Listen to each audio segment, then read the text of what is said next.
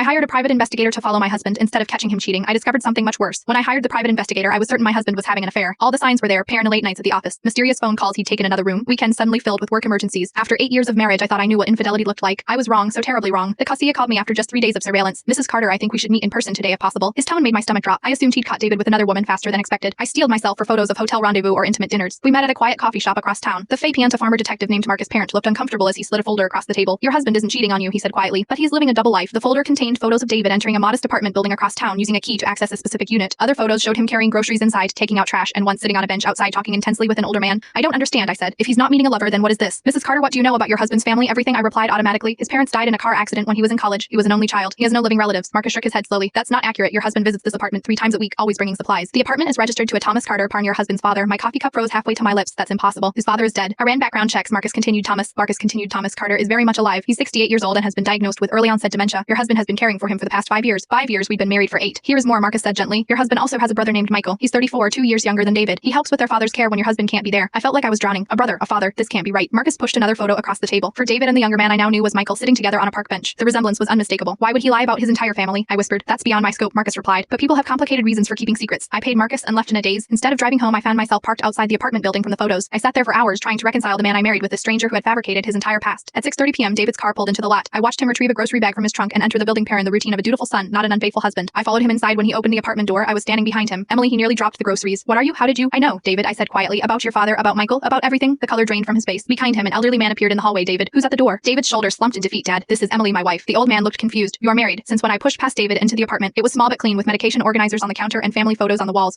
Parent photos that included me carefully edited into Carter family gatherings that never happened. 8 years, I answered, my voice surprisingly steady. We've been married 8 years and he never told me you existed. David's father looked at him with confusion that quickly turned to anger. You are ashamed of me, of your family? No, Dad, it's not like that, David pleaded. A door opened and the younger brother, Parent from Michael Parent, emerged from another room. What's going on? Who's she? I am the wife who didn't know you existed, I said. The next hour was chaos. Michael was furious, their father confused and hurt. David just kept saying, I can explain, but no explanation came. Finally, I couldn't take it anymore. I left them arguing and drove home, where I pulled out our wedding album. Our perfect day, surrounded by my large loving family. David had claimed his side was empty because he was alone in the world. My parents had practically adopted him, grateful their daughter had found someone who understood the importance of family. David didn't come home that night. At 3 a.m. I received a text. I'll explain everything tomorrow. Please give me a chance. He arrived the next morning looking like he hadn't slept. We sat at our kitchen table bare, the one we'd picked out together, planning for family dinners with children we hoped to have. My father wasn't always like this, David began. Before my mom died, he was violent, unpredictable. Michael and I grew up walking on eggshells, never knowing what would set him off. He showed me childhood scars I'd always assumed were from normal boyhood accidents. When mom died, he fell apart completely. Michael was still in high school, so I dropped out of college to care for them both. For years I was trapped in that life, poured working dead-end jobs, managing dad's episodes, helping Michael finish school. His eyes met mine, then I met you. Your family was everything I'd ever dreamed of, warm, supportive, normal. When you assumed my parents were dead, I didn't correct you. It felt like a chance to start over. So you erased your entire past? I asked incredulously. Dad's condition improved with proper medication. Michael graduated and could help. I thought I could keep both worlds separate. His voice broke. I know it was wrong, but every time I considered telling you, I was terrified you'd see me differently. His damaged goods